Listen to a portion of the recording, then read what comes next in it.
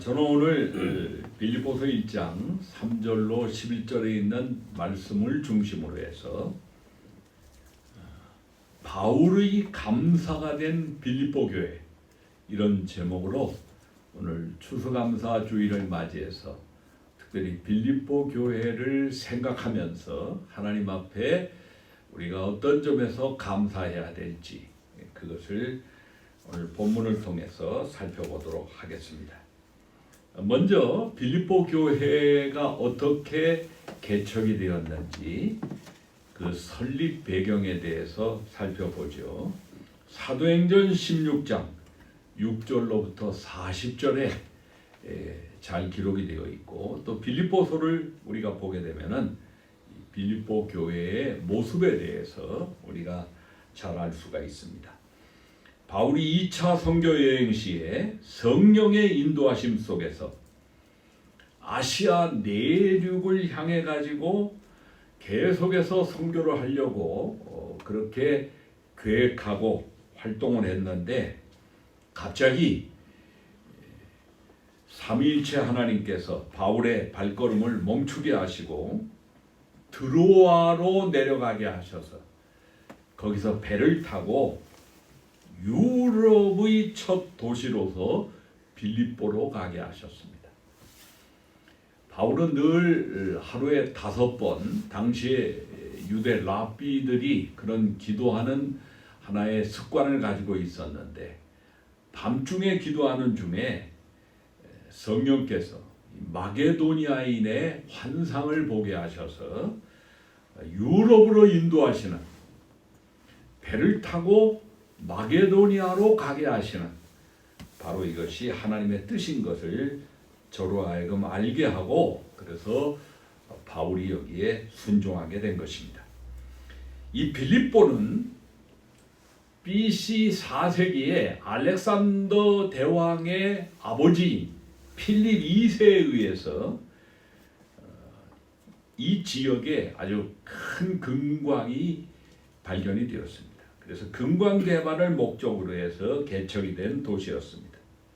로마 제국이 점령하게 되고, 그리고 빌립보에서 2차례에 누가 왕이 되느냐, 누가 권력을 장악하느냐, 이런 문제 때문에 내전이 일어났어요. 그 가운데 최종적으로 옥타비아누스, 마르쿠스 아울렐리우스라고 불려지는 이 황제가 전쟁에서 승리하게 되고, 자신을 도왔던 고위급 장성이나 영관급 장교들이죠, 그분들에게 은퇴 이후에 정착 도시로서 이 빌립보를 개발하도록 그렇게 하게 했습니다.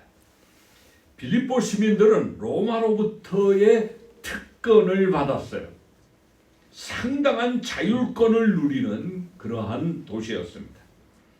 로마 시민으로서 황제에 대한 충성도 강했고, 그리고 자부심이 특별히 굉장히 강했습니다.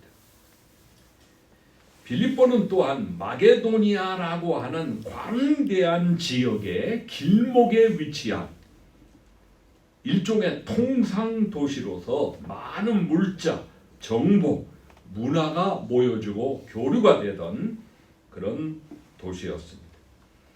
또한 통상 길목에 있다 보니까 이것이 에집트로도 가는 길로 연결이 되고, 바다로는 또 북아프리카 쪽하고도 연결이 되고, 또 유럽으로 계속 나갈 수가 있고, 이런 가운데 다원주의적이고 혼합적인 종교 문화가 발전이 되었습니다. 도덕적으로 상당히 퇴폐적이고, 그리고 영적으로 아주 혼탁한, 사탄과 악령이 아주 깊이 뿌리를 내리고 빌립보에 사는 사람들을 지배하는 그런 어두운 도시였습니다.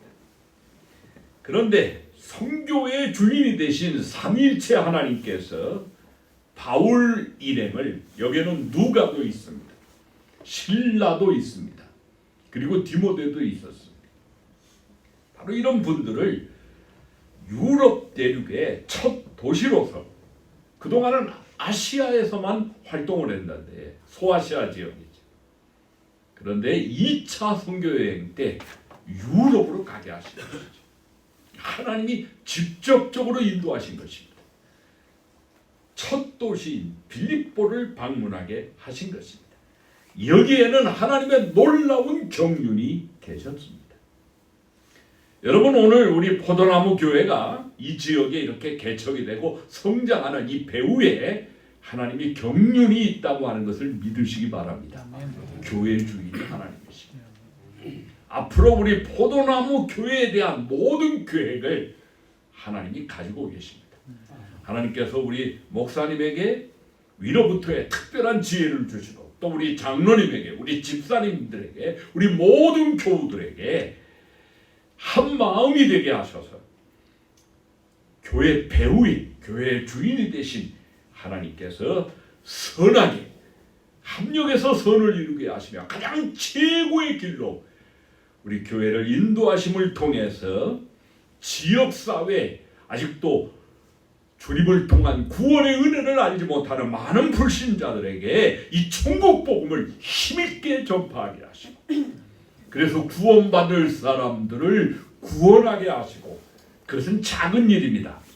하나님이 우리 포도나무 교회 장막터를 넓히게 하셔서 예루살렘과 유대와 더 나가서 사마리아와 땅끝까지 복음 전하라고 우리 교회에게 지상대 명령에 이 선교적인 명령을 주셨는데, 우리 포도나무 교회가 또한 주님에게 받은 믿음의 분량만큼 또 우리 목사님에게 하나님이 주신 특별한 비전과 그릇 속에서 이 세계 복마의 사명을 이 마지막 때에 감당할 수 있도록 하나님이 우리 교회를 축복하시고 인도해 주실 것을 믿는 것입니다. 바울은 안식일 날에 기도처서를 찾다가 하나님을 경외하는 두아디라 출신의 이방 여성인 이 두아디라는 소아시아에 위치한 염색, 자주색, 염색 원료를 생산하는 그러한 도시였습니다. 저는 두아디라를 가본 적이 있어요. 거기에 교회가 세워지고 또 루디아의 집터가 있는 것을 보게 되는데 상당히 발전한 상업 도시였습니다. 이 두아디라 출신의 루디아 사업가지요. 상당히 큰 그 일종의 그 공장을 가지고 있었던 이런 여성, 이 루디아를 만나서 복음을 전함으로 하나님이 루디아의 마음을 움직이시고 이미 하나님을 경외하는 이 구약의 여호와 하나님을 믿으려고 하는 그러한 마음을 가지고 있는 여성이었습니다. 바로 그 루디아를 통해서 빌립보의 최초의 가정교회를 탄생시키셨습니다. 이후에 귀신이 들려서 점을 치는 여종에게 축사를 함으로 그 주인이 자신의 수임원이 끊어졌어요. 귀신이 쫓겨남을 통해서. 그래서 바울 일행에게 거짓 모험과 고소를 그 지방 관원에게 함을 통해서 체포되게 되고 매를 맞게 되고 감옥에 갇히는 그런 고난을 받는 일이 일어나게 되었습니다. 그런데 하나님이 이 감옥에 갇혀 있는 바울과 실라에게 큰 지진이 일어나게 함을 통해서 성경엔 큰 지진이 일어났다 이렇게 표현합니다. 옥토가 흔들리고 옥문이 열리고 그들을 매었던 그 쇠사슬 착고가 풀어지는 이런 일이 일어나게 되었습니다. 로마법이 엄중해서 자기가 지키고 있는 제수가 만약에 탈출하게 되면 이 모든 책임을 간수가 지게 되어 있는데 여기에 너무 당황하고 놀란 이 간수가 이 바울 일행, 이 감옥에 갇혀 있는 죄수가 탈출한 줄로 생각하고 자결하려고 시도하다가 바울이 감옥 안에 있는 것을 보고 너무 놀라고 감사한 마음이 있어서 자신의 가정으로 바울 일행을 초대를 했습니다. 하나님은 빌립보의 감옥을 지키는 로마의 간수장의 가정, 이 식구들에게 바울을 통해서 복음을 전하게 하셨습니다. 그들의 마음을 움직이셨어요. 살아계신 하나님을 그들이 체험하고 바울을 통한 하나님의 말씀이 능력 있게 그들에게 전파되어질 때 간수와 모든 식구들이 마음을 열고 예수님을 주님으로 그리스도로 고백하고 세례를 받게 되어지는, 그래서 루디아의 가정교회가 세워졌죠. 그리고는 이 간수장의 가정에 또 교회가 세워지게 된 것입니다. 이후에 빌립보에 많은 가정교회가 세워졌다는 것을 우리가 알 수가 있는 것입니다. 이 빌립보 교회의 모든 가정교회들을 다 통합해서 우리는 빌립보 교회라고 부르고 있는데, 이 빌립보 교회가 몇 가지 특징을 가지고 있습니다. 첫째는 이 고난과 핍박 속에서 빌립보 교회는 개척이 되고, 적대적인 환경 속에서 성장한 교회가 빌립보 교회라는 것입니다. 빌립보에 정착해서 살고 있는 고위급 출신의 은퇴한 군인 출신의 사람들이 복음에 대해서 굉장히 적대적인 그런 마음을 가지고 있었어요. 아주 혼합주의적이고 다원주의적인, 사탄에게 미혹되어 있는 그런 상황 가운데서 복음에 대해서 저항하는 이 사탄의 도전이 상당히 강력한 그런 도시였습니다. 그래서 이런 적대적인 환경 가운데서, 불신의 환경 가운데서, 또 사탄과 악령의 어떤 위협과 미혹하는 그런 어두움의 세력 가운데서 이 빌립보의 교인들이 어려움이 있었고 고난을 계속해서 받았다고 하는 것을 우리가 본문을 통해서 알게 되는 것입니다. 1장 28절에 대적하는 자들이 있었다. 1장 29절에 보니까 우리가 예수님을 믿는 것은 구원의 은혜를 받을 뿐만 아니라 그를 위하여 고난도 받게 하려 하시니라. 고난이 있는 신자들이 상당히 적대적인 환경 가운데 있는, 물질적으로는 굉장히 풍족한 그런 도시였지만 영적으로는 상당히 껌껌한 그런 도시였다는 것을 우리가 알 수가 있는 것입니다. 두 번째는 이 빌립보 교회는 다른 소아시아 지역에 있는 교회하고 다르게, 또 유럽의 다른 지역에서 세워진 교회하고는 다르게 이방인 신자들로만 주로 구성된 그런 교회가 빌립보 교회였습니다. 신자들의 이름들이 언급이 되는데 완전히 라틴 헬라식의 이름으로 표기되어 있어요. 클레멘더라든지 또 에바브로디도라든지 이방인 신자들로 주로 구성이 되어 있었습니다.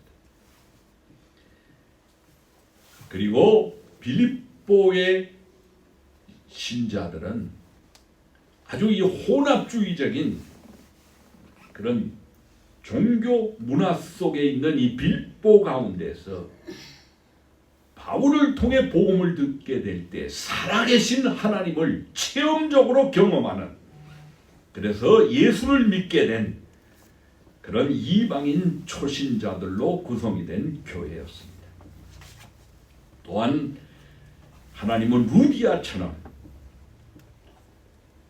어떻게 루디아가 하나님을 경외하는 마음을 가지게 되었는지는 저희들은 모릅니다.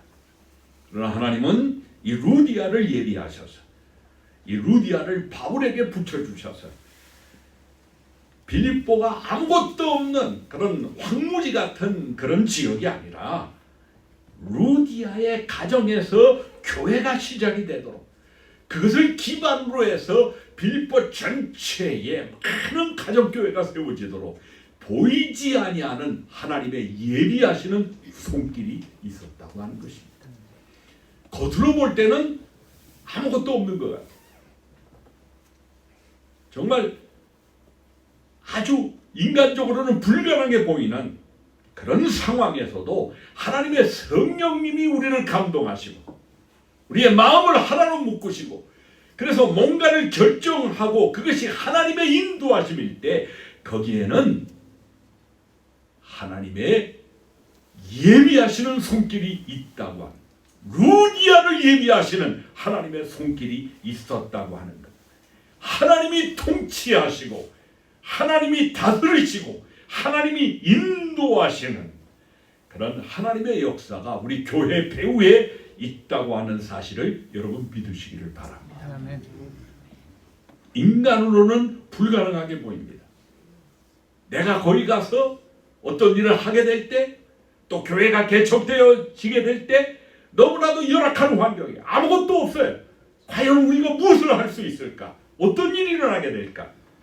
그러나 하나님의 인도하심이 있다고 하면, 하나님이 함께 하실 때, 하나님이 우리의 마음에 믿음을 주실 때, 그리고 하나님이 우리를 한마음이 되어서 움직여 나가실 때 거기에 루디아를 예비하시는, 구원받을 하나님의 백성들을 예비하시는, 그래서 교회를 통하여 천국 복음이 힘있게 전파되어지고 하나님의 나라가 힘있게 확산되어지는 바로 그런 역사가 일어나도록 하나님이 인도하시는 것을 우리는 보게 되는 것입니다. 세 번째 우리가 생각할 것은 이 빌립보 교회 교인들이 바울의 감사가 된 주된 이유가 무엇인가를 본문을 통해서 살펴보려고 하는 것입니다. 성경학자들은 빌립보서를 가리켜서 기쁨의 서신이라고 말합니다. 근데 빌립보서가 짧은 그런 내용의 서신서입니다. 바울의 서신 가운데서도 바울이 13권의 서신이 성경으로 하나님이 그렇게 계시해서 기록된 하나님의 말씀으로 우리에게 주셨는데, 바울이 쓴 13권의 성경 가운데서도 가장 짧은 그런 하나의 성경 가운데 하나가 이 빌립보서죠. 그런데 1장서부터 4장까지인데 매 장마다 빌립보서를 바라볼 때 바울이 기쁘다. 빌립보의 교인들이 나의 기쁨이 되었다. 또 하나님께도 기쁨이 되었다. 여러분 1장 4절, 18절, 2장 4절, 3장 1절, 4장 1절 5군데 매 장마다 기쁨이라고 하는 동일한 표현이 나오는 것입니다. 그래서 학자들이 빌립보서를 가리켜 기쁨의 서신이라, 감사의 서신이라 이렇게 부르고 있어요. 근데 이것은 사실은 지금 바울이 이 빌립보서를 쓴 게 AD 60년에서 62년 사이 네 번째 감옥에 갇혔는데 그것은 로마의 감옥에 갇혀 있었던 때였습니다. 저는 굉장히 오래전에 로마를 방문해서 바울이 갇혔던 지하 감방을 한번 방문한 적이 있어요.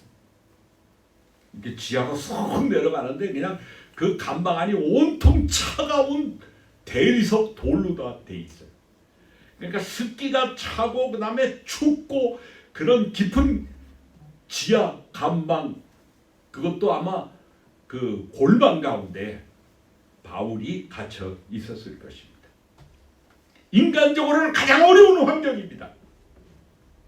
고난받고 있는 그런 상황입니다. 그런 가운데서 빌립보에 있는 교인을 생각하면서 빌립보 교인들을 위해서 서신을 쓰게 될 때 바울이 처해 있는 환경과는 완전히 대조적으로, 오늘 우리는 어떤 의미에서 바울과 우리를 비교할 때 가난하고 어렵고 힘들고 또 모든 것을 다 뺏기고 가진 것이 없고 바울이 처해 있는 상황입니다. 그런 가운데서 빌립보 교인들에게 가장 기쁨에, 하나님 앞에 감사하는 기쁨이 차고 넘치는 그런 서신을 쓸 수 있었다고 하는 것. 그래서 굉장히 대조적인 그런 모습인 것입니다. 이 빌립보 교인들이 감옥에 갇혀 있었던 바울에게 있어서 감사하게 되고 기쁨의 대상이 된 그런 이유가 있었습니다. 첫 번째는 로마의 시민으로서 빌립보에 있는 사람들은 특별히 황제에게 충성한 가운데에서 하나의 선물로서 이 빌립보라는 도시를 받게 된 것입니다. 로마의 시민으로서의 자부심을 가지고 있어요. 명예심이 있었어요. 그런데 예수님을 믿음을 통해 하나님 나라의 시민이 된 것. 그리고 천국을 바라보면서 빌립보에서 사는 것을 로마의 시민 된 것보다, 황제를 통해서 누리는 특권보다 그리스도를 통해서 받는 하나님의 구원의 은혜를 더 귀중한 것으로 여기고, 이 하나님의 부르심 앞에 하나님의 자녀된 구원의 기쁨 가운데서 감사하며 헌신하며 신앙으로 살아가는 이런 생명력 있는 신앙의 소유자들이 바로 빌립보 교회의 교인이었다는 것입니다. 3장 20절에서 바울은 말합니다. 우리의 시민권은 하늘에 있는지라 거기로부터 구원하는 자 우리는 곧 주 예수 그리스도를 기다립니다. 땅에 빌립보의 로마의 시민권을 자랑하는 것이 아니라 사망의 권세를 이기시고 부활하신, 그리고 다시 오실 우리를 위하여 하나님의 나라 천국을 예비하신 바로 주님을 통해서 하나님 나라의 시민이 된 것, 이것처럼 하나님 앞에 감사하고 귀한 일이 어디 있겠는가.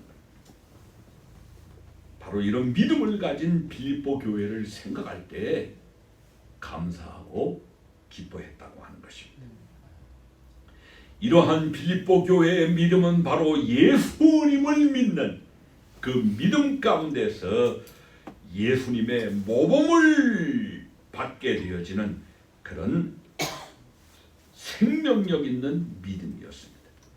2장 1절로부터 11절에 보면은 하나님이신 우리 주님께서 인간의 몸을 입으시고 우리를 죄에서부터 사탄과 악령의 세력에서부터 구원하시기 위해서 가장 낮은 모습, 죄인의 모습으로 섬김의 종으로 이 땅에 오셔서 자기 생명을 우리를 위해서 내어주시고 십자가에서 물과 피를 흘리시고 그러나 사망의 권세를 이기시고 부활하심을 통해 죄 문제를 근원적으로 해결해 주시고 하나님의 진노 가운데 지옥 자식이 될 수밖에 없는 우리들을 그리스도의 그 구속의 은혜를 통해 하나님의 자녀가 되어지는 이런 구원을 베풀어 주셨습니다. 그리스도를 통한 하나님의 구원의 이 기쁜 소식이 이제는 5대양 6대주에 하나님이 창조하신 이 모든 피조세계 모든 민족들에게 전파되어지도록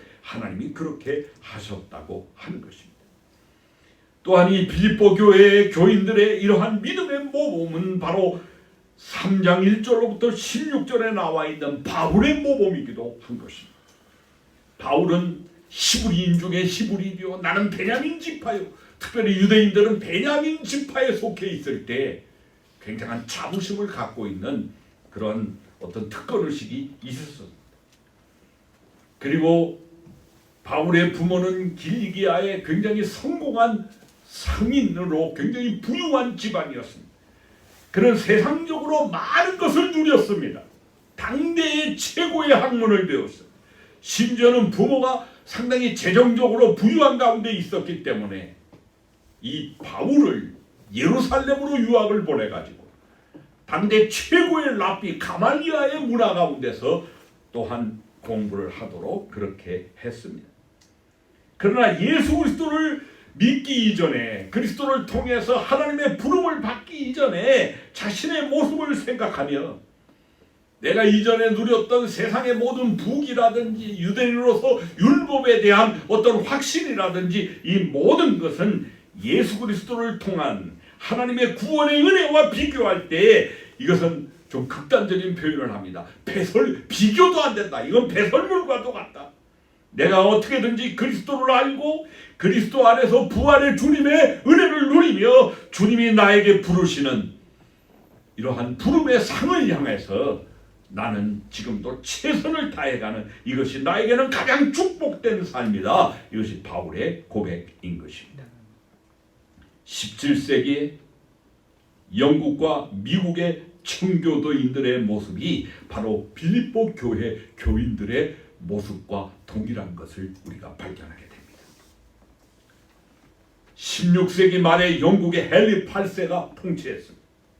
그는 로마 카톨릭에서 벗어나가지고 영국 교회를, 왕을 머리로 해서, 왕이 교회의 머리가 돼가지고 교황을 빼버리고, 그리고는 영국 교회를 통일을 시켰죠. 그 헨리 8세의 자녀로서 메리 여왕이 나타나게 되고 엘리자베스 여왕이 나타나게 되고, 그리고는 또 그 후손인 제임스 1세, 찰스 1세, 이것이 한 60여 년의 기간입니다. 16세기에서 17세기를 거치는 이 기간 동안에 교회의 주인이 교인이 아닙니다. 교회의 궁극적인 주인은 삼위일체 하나님이시죠. 주님이시죠. 그런데 황제가 교회를 좌지우지하고 간섭하고 교회를 완전히 주도하려고 하는, 바로 이런 그 핍박 가운데서, 통제 가운데서 성경적인 교회를 회복하려고 합니다. 그리고 교회의 주인이 그리스도이시지 이 세상의 어떤 특정한 왕이 아니라고 하는, 바로 여기에 타협하지 아니하는 많은 신실한 교인들이, 청교도인들입니다. 이들이 이 성경적인 원리를 고수하다가 핍박을 받고 순교하고 하는 일이 60년 동안 계속되었습니다. 그럴 때 이 청교도인들은 하나님 앞에 공통적으로 기도하는 제목이 있었습니다. 하나님의 교회는 있지만은 교황이 없는 곳, 나라는 있지만은 독재적인 포갑적인 국왕이 없는 곳, 하나님의 말씀의 원리 가운데서 통치되어지는 정의로운 나라를 건설하는 것, 하나님이 주시는 기름진 옥탑과 그리고 시냇물이 흐르는, 이것은 이제 미국이라고 하는 신대륙을 하나님이 주시는 나라, 신앙의 자유를 찾기 위한 그런 나라로서 기도하면서 미국으로 이주하는 이런 운동이 청교도인들 가운데 있었습니다.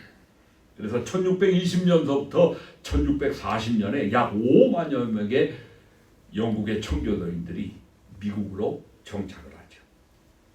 1621년 102명의 청교도인들이 가족을 거느리고, 남자가 한 78명, 나머지는 여성들과 어린 자녀들이 메이플라우라는 배를 타고 약 2개월에 걸쳐서, 당시에는 비행기가 없었으니까 미국으로 갔습니다. 대서양을 항해해가지고. 그런데 그 2개월 항해 중에 굉장히 거친 풍랑을 만나고 어려움을 겪었는데 하나님의 은혜 가운데 특별한 보호하심이 있었어요. 그 항해 중에는 한 사람만 돌아가셨어요. 그러나 거기에서 또 어린아이 하나가 태어났어. 그 처음 출발할 때 100명의 숫자가 그대로 하나도 줄지 않고 한 번 돌아가시고 또 아기가 새로 태어나고 해서 100명이 그 어떤 조류나 또는 바람의 방향에서 원래는 버지니아 쪽으로 가려고 했는데 그쪽으로 가지 않고 매사추세츠 쪽으로 갔습니다.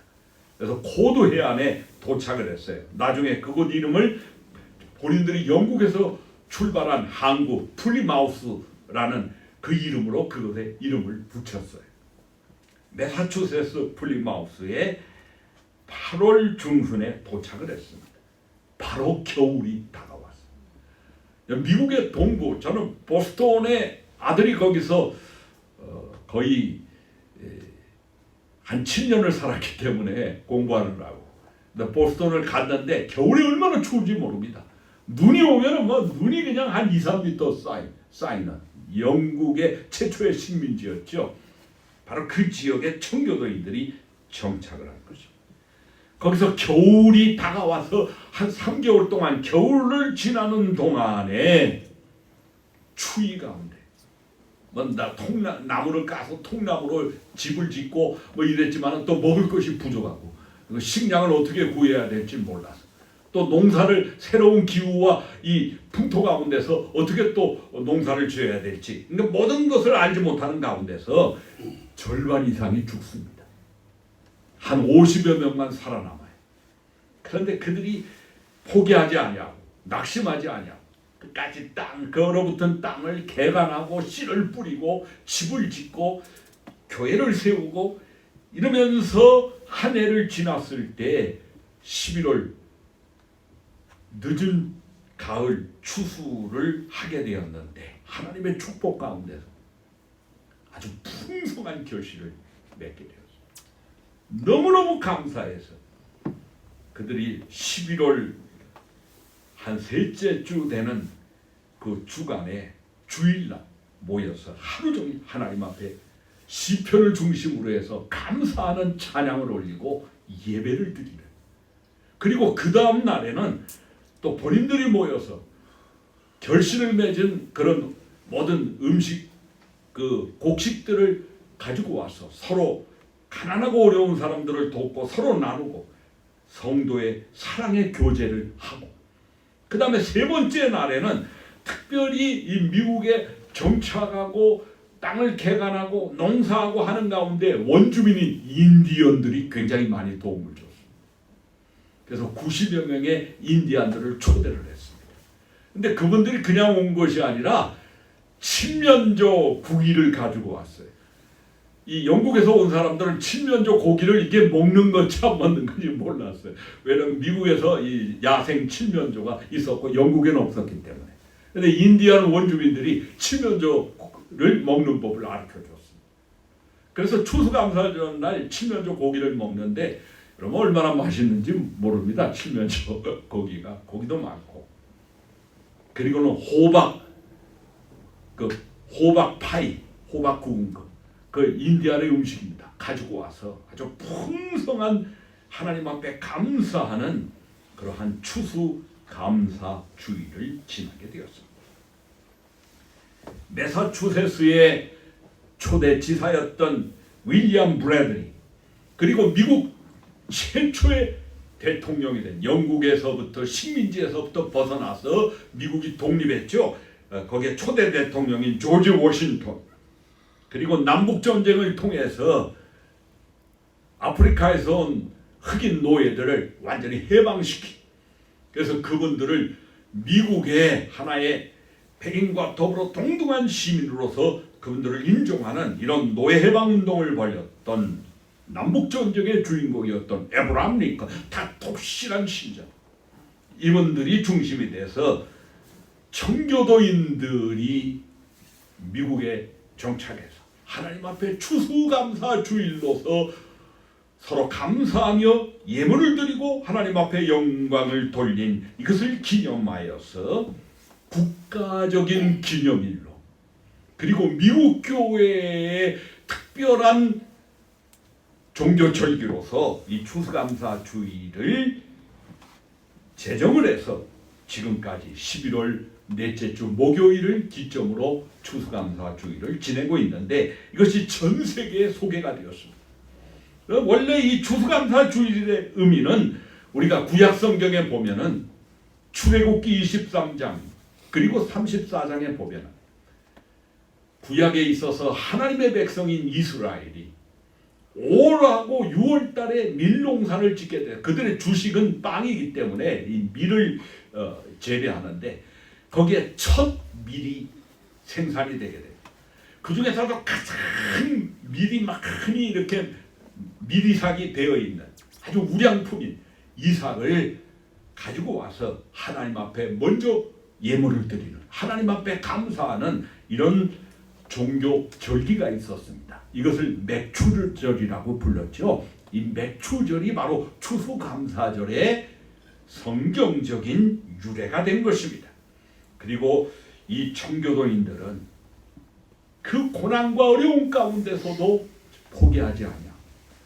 미국에 온 이유가 교회를 짓고 하나님의 말씀의 원리 가운데서 자유롭게 신앙생활하며 또 삶 속에서 하나님의 말씀의 원리 가운데서 성도로서의 진리의 빛을 비추는 바로 이러한 삶을 살기를 소망하면서 미국에 정착했는데, 교회를 세우고 다음 세대를 위해서 신앙교육을 시키고 또 학교를 세우고 그리고 공회당을 세우고 도시를 세우고 언덕 위에 하나님의 교회를 세우는, 그 교회가 언덕 위에서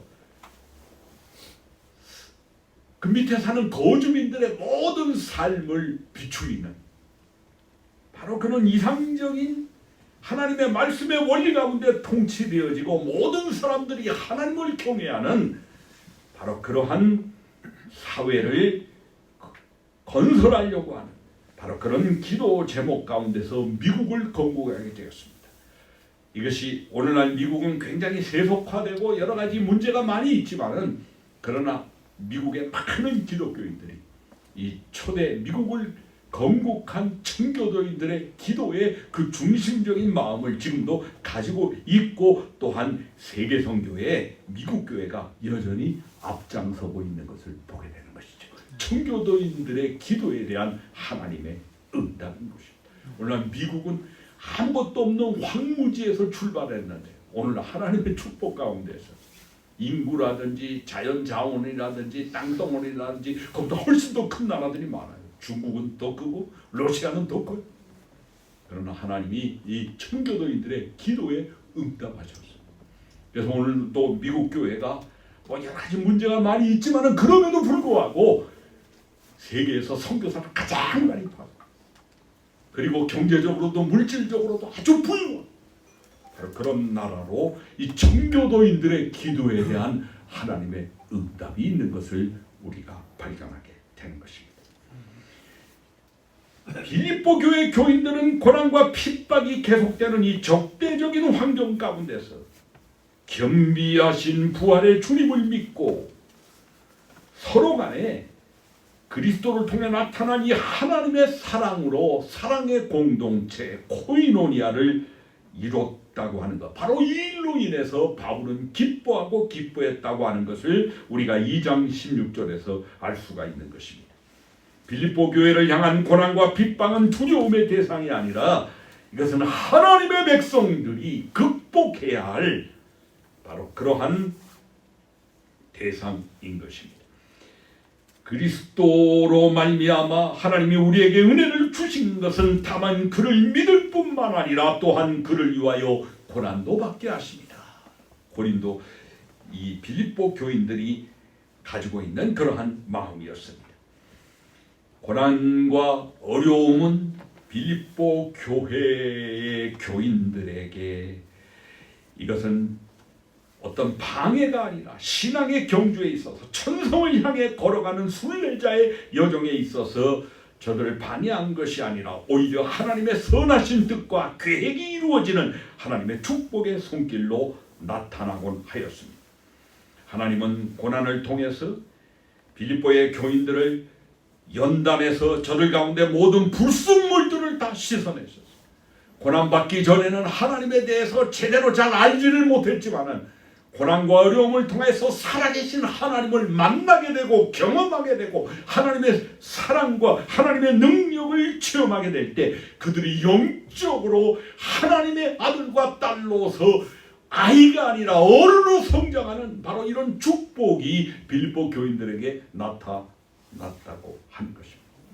그들은 부활의 주님, 산자와 죽은 자를 심판하러 이 땅 위에 다시 재림하실 그 주님을 간절히 사모하며 또한 우리 주님을 통해서 하나님께서 우리를 위해서 영원한 우리의 본향 새 예루살렘 천국을 예비하고 계신다고 하는 확신을 가지면서 사랑으로 결속하고 교인들이 서로 하나가 되어서 하나님께서 빌립보 교회에게 주신 모든 교회적 사명을 감당했다고 하는 것입니다. 오늘 빌립보 교회에 하나님이 우리가 본받을 그러한 중요한 성경적인 지도력의 그런 교훈을 우리에게 보여주고 계시는 것입니다. 빌립보 교회를 초창기서부터 바울을 대신해서 돌본, 나이는 어리지만은 그러나 바울이 특별히 훈련을 시킨 바울의 후계자가 되어지는 바울의 분신과 같은 이 디모데의 충성과 헌신의 모습이 빌립보서에 나타나는 것입니다. 2장 19절과 22절이죠. 바울과 디모데는 마치 부모와 자녀 같은 그런 관계 속에서 충성되게 빌립보 교회를 섬기는 디모데의 모습을 우리가 발견하게 됩니다. 또한 2장 25절과 30절에 보면은 에바브로디도라고 하는 빌립보 교회가 선교사를 선정을 해가지고 바울에게 파송을 했습니다. 그래서 바울이 선교하는 2차 선교 여행 이후에 모든 여정에 이 에바브로디도가 빌립보 교회 후원을 통해서 바울을 돕게 되어지는 빌립보 교회와 바울의 하나의 중개자적인 역할을 이 에바브로디도가 했는데, 바울은 이 에바브로디도 빌립보 교회에서 바울을 돕기 위해서 파송한 에바브로디도를 가리켜 내 형제다, 원어로 보면 아델로포스, 골육과 같은 그러한 나의 형제다, 이렇게 표현하고 있는 것입니다. 그리고 나와 함께 하나님의 일을 위해서 수고하는 이 수고했던 수네로고스, 바울과 더불어 대등하게 그렇게 존중함을 받으면서 하나님의 나라를 위해서 수고한 그러한 역군이었다는 것을 우리가 발견하게 된 것입니다. 또한 에바브로디도는 군사된 자였다. 수수추 추라티오테스, 하나님의 일을 하는데 동반되는 모든 어려움과 고난을 두려워하지 아니하고 적극적으로 이것을 헤쳐나가는 그러한 바울의 동료였다라고 말하고 있는 것입니다. 에바브로디도가 빌립보 교회를 대신해서 바울의 모든 선교 사역에 동참하고 바울을 돕는 가운데 너무나도 희생적으로 너무 열심히 그렇게 충성되게 선교 사역에 참여하다가 이 빌립보 교회의 어떤 교인들의 모습을 보여주는 것입니다. 육신이 연약해져 가지고 병들어 죽게 되었습니다. 그런데 모든 교인들이 에바브로디도를 위해서 기도했어요. 특별히 바울이 하나님 앞에 에바브로디도를 위해서 기도했습니다. 중병에서부터 기적적으로 하나님께서 에바브로디도를 치료하셔서 건강을 완전히 회복시켜 주셨습니다. 그리고 에바브로디도는 아주 건강하게 빌립보 교회를 대신해서 대표해서 바울의 선교 사역을, 바울이 감옥에 갇히고 어려운 가운데 있는 바울을 끝까지 격려하고 바울의 곁을 떠나지 아니하고 바울을 돕는 이런 충성스러운 그러한 동역자가 되었지요. 바울은 이 에바브로디도를 가리켜서 바로 이런 분들이 얼마나 존귀한 분들인지 알 수 없다. 바울이 에바브로디도를 존귀한 분이라고 하는 표현을 하는 것입니다. 사랑하는 포도나무 교회의 성도 여러분, 하나님의 교회를 위해서 수고하고 헌신하고 희생하고 보이지 아니하게 여러분들이 교회를 사랑하고 교회를 위해서 수고하는 그 모든 것을 에바브로디도와 같이 하나님 앞에 충성된 우리 모든 성도들을 하나님이 귀하게 여기신다는 것을 기억하시기 바랍니다. 하나님이 존귀하게 여기신다는 것을 여러분 기억하시기 바랍니다.